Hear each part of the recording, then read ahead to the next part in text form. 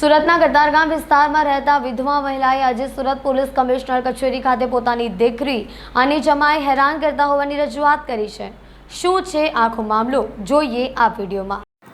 સુરતના કતારગામ વિસ્તારમાં આવેલા ગોવિંદજીની વાડીમાં રહેતા વિધવા મહિલા પોતાની દિવ્યાંગ દીકરી સાથે રહે છે। જશુબેન પટેલે પોતાના માલિકીની મિલકત ભાડે આપી તે ભાડાની આવકમાંથી ઘરનું ગુજરાન ચલાવે છે।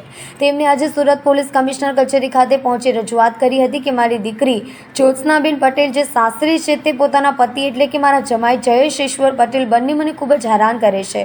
મારી દીકરી અને જમાઈ મારી માલિકીની મિલકત પચાવી પાડવા મને અને મારી દિવ્યાંગ દીકરીને હેરાન કરે છે। આ ઉપરાંત અન્ય લોકો સાથે મળી શારીરિક અને માનસિક ત્રાસ આપે છે। આ ઉપરાંત જાહેરમાં ઝઘડો કરી ગાળી ગલોચ પણ કરે છે।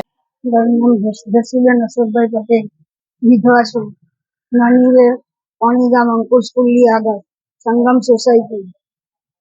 મારા ઘરના અને મારા પિયરના સાસરેના મને ત્રાસ ગુજારો આપે છે। જમાઈ બહુ ત્રાસ આપે છે, એટલો બધો ત્રાસ આપે છે કે રહેવું મુશ્કેલ કરી દીધું છે। જમાઈ કાલે પણ ઝઘડો કર્યો હતો મિલકતમાં।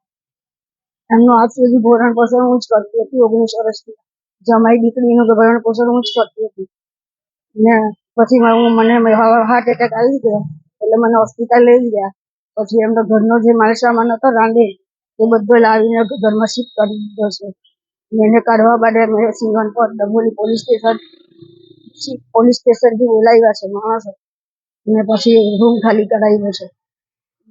ઘરમાં ઝેરી દવા છાંટી ગઈ આખા 4 રૂમમાં ને મારી નાખવાની કોશિશ કરેલી પૂરેપૂરી કે બાંધા બંધ કરે એટલે ઘૂંઘરાઈને મળી જાય, પણ તે પહેલા અમને ખ્યાલ આવી ગયો હતો કે દવા છાંટતી છે।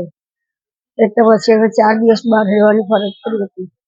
જમવાનું આજુબાજુમાંથી આવતું હતું। હું મારી દીકરી સાથે બહુ હેરાન થાઉં છું। કઈ જગ્યાએ આવેલા છો?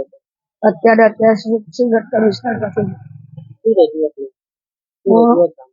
રજૂઆત સાંભળી છે।